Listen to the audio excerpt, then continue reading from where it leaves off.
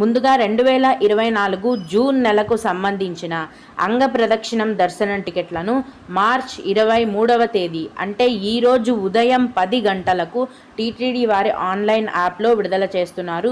అంగ ప్రదక్షిణం అంటే పొర్లు దండాలు పెట్టడం అండి.